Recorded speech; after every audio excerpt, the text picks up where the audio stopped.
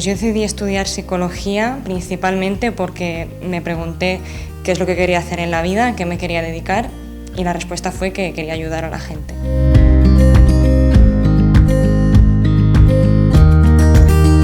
Pues no era lo que esperaba, pero ni mejor ni peor. La verdad es que no esperaba tener que estudiar tantos aspectos, sobre todo de neurobiología, y eso fue una sorpresa buena.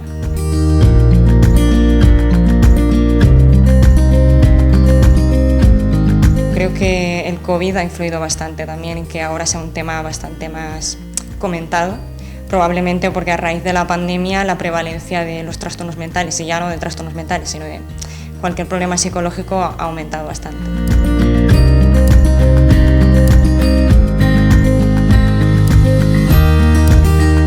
En mi opinión han sido las dos cosas. Por una parte, trastornos o problemas que ya existían anteriormente han empeorado, y por otra han aparecido problemas que no estaban anteriormente.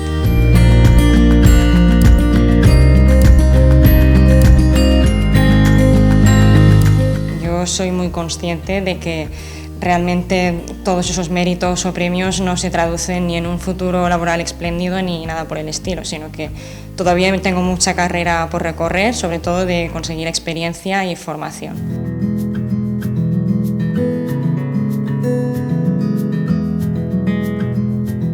Yo le plantearía que se informara, que buscara toda la información que pueda, pero sobre todo que pregunte a la gente que tenga cerca, o incluso que vaya a la universidad y pregunte a alumnos que ya están estudiando psicología, porque dentro de psicología hay muchas ramas diferentes, no solo está la psicología clínica, que es la más conocida, sino que hay muchos ámbitos diferentes.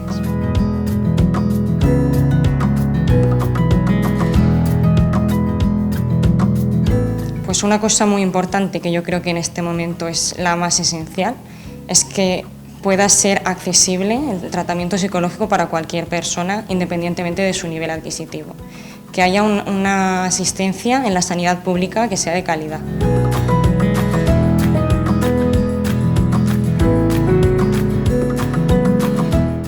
Yo creo que para elegir un psicólogo la primera parte, por supuesto, será informarse.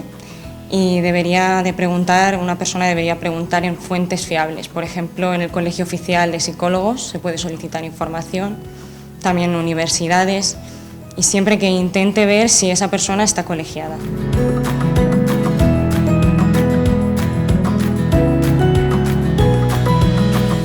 Las redes sociales pueden ser beneficiosas en la medida en la que, dependiendo del uso que tú les des. Si buscas información que te va a perjudicar a tu salud mental, pues probablemente no está siendo favorecedor. Pero si tú buscas fuentes fiables, personas que publican contenido de calidad, que su objetivo es informar sobre salud mental, ¿por qué no podría favorecer eso?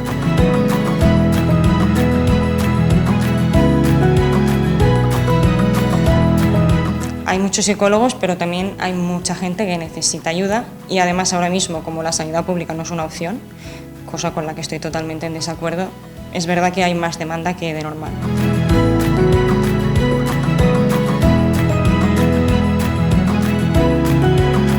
A mí, dentro de 20 años, más bien me gustaría verme en una consulta privada propia en la que pueda ayudar a mucha gente o a toda la que pueda.